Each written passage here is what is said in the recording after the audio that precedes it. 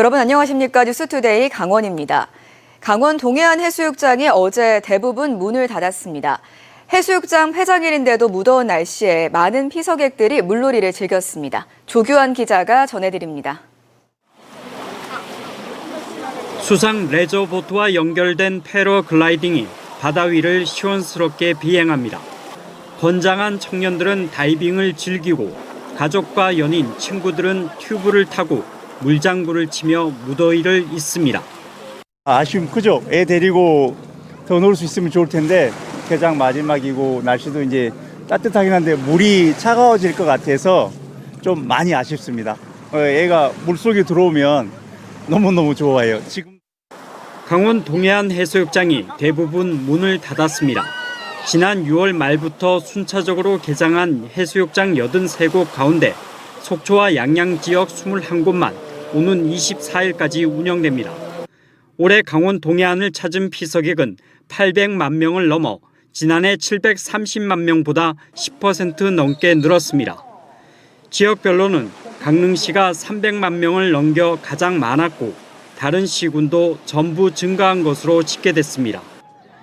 해수욕장마다 운영 전략을 차별화하고 있고 다양한 공연과 체험 거리를 늘린 게 도움이 된 것으로 보입니다.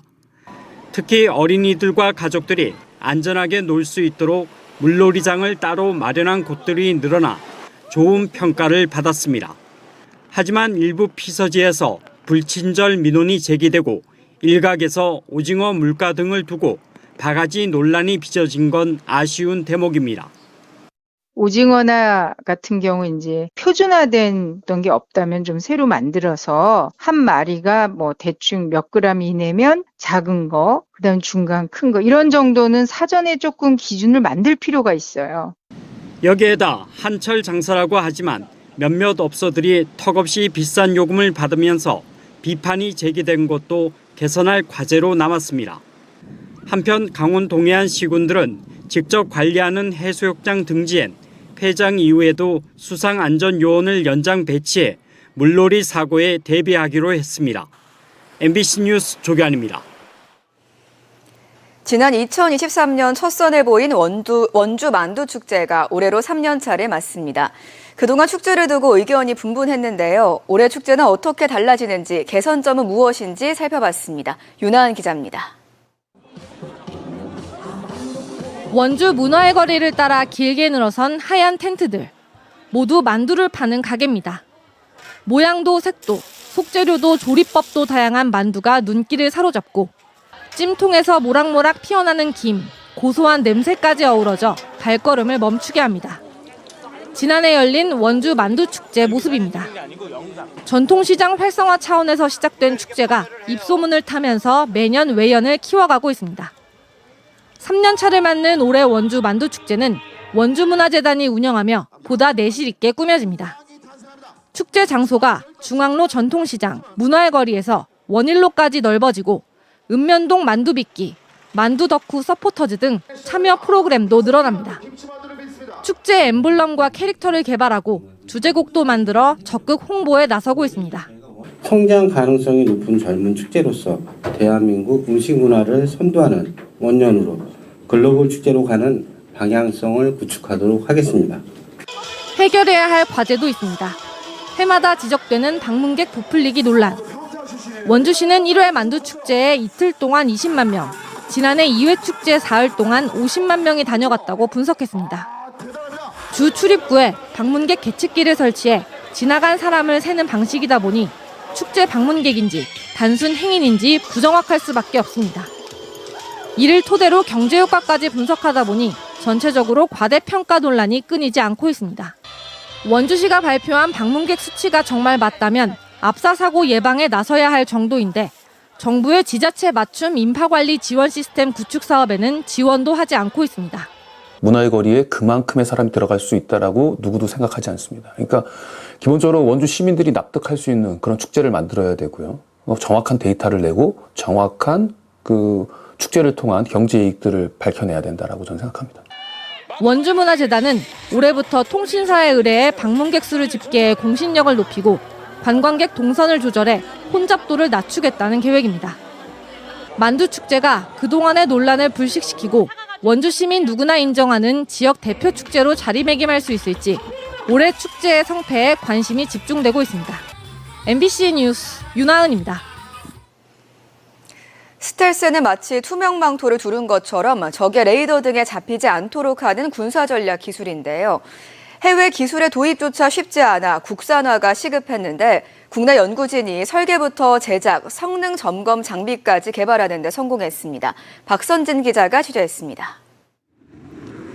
무기에 투명 망토를 두른 듯 적군에 감지되지 않도록 하는 스텔스 기술.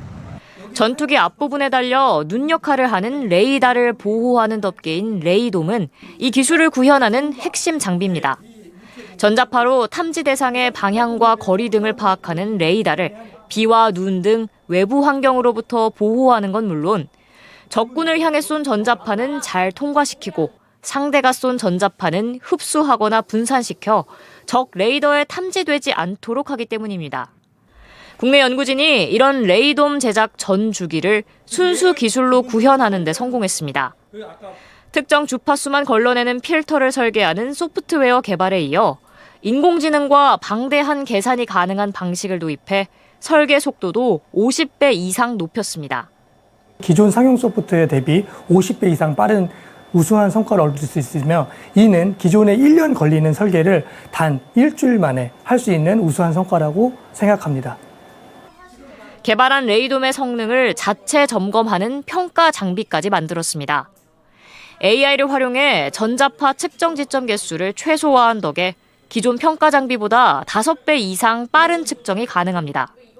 기존에는 정해진 격자를 따라서 모든 측정을 순차적으로 하고는 했었는데요. 측정이 반드시 필요한 부분만 인공지능이 판단을 해서 꼭 중요한 지점만.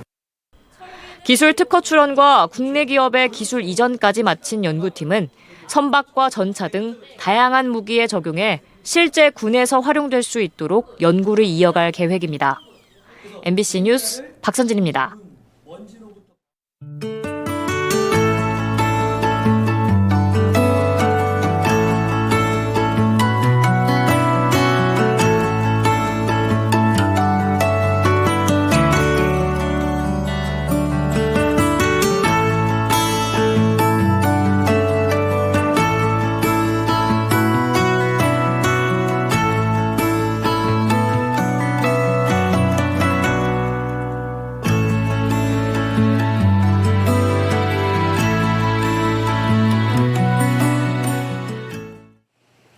연일 역대 최저치 기록을 갈아치우고 있는 강릉 오봉저수지 저수율이 22%대까지 떨어져 가뭄 위기가 더 커지고 있습니다.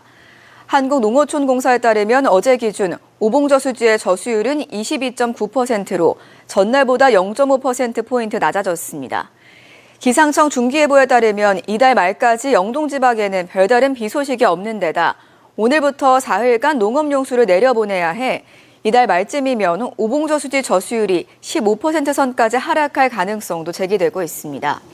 강릉시는 오봉저수지 저수율 추이에 맞춰 다양한 급수 대책을 검토한다는 계획이며 15%까지 도달하면 비상상황실을 운영할 방침입니다.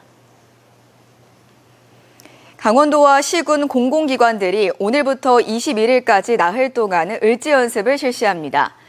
을지연습은 전시와 사변 또는 이에 준하는 국가 비상사태에 대비해 정부 차원에서 1년에 한 번씩 전국 단위로 실시하고 있습니다. 올해는 공습대비 대피훈련과 소방차 구급차 길터주기 훈련 등에 전 국민이 참여하는 민방위 훈련이 진행됩니다. 사상 첫 AFC 챔피언스리그 엘리트에 진출한 강원FC의 첫 경기 상대가 상하이 선화로 결정됐습니다.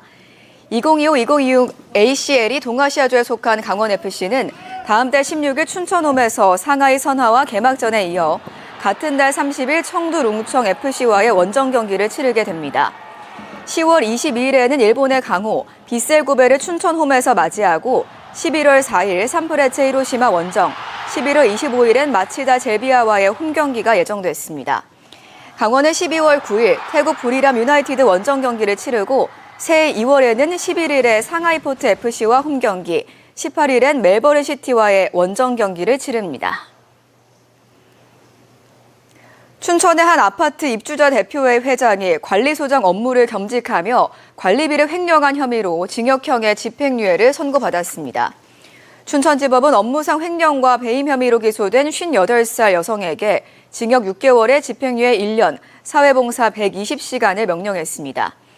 이 여성은 2021년 1월부터 1년 9개월간 아파트 체크카드로 개인 물품을 구입하고 공사 대금을 부풀리는 허위 계약 등을 통해 71차례에 걸쳐 1,300여만 원을 빼돌렸습니다. 또 친인척을 고용해 과도한 급여를 지급하는 등 입주민들에게 1,800여만 원의 손해를 끼친 것으로 조사됐습니다. 강원도 소방본부가 이달 말까지 여름철 화재 안전대책을 추진합니다.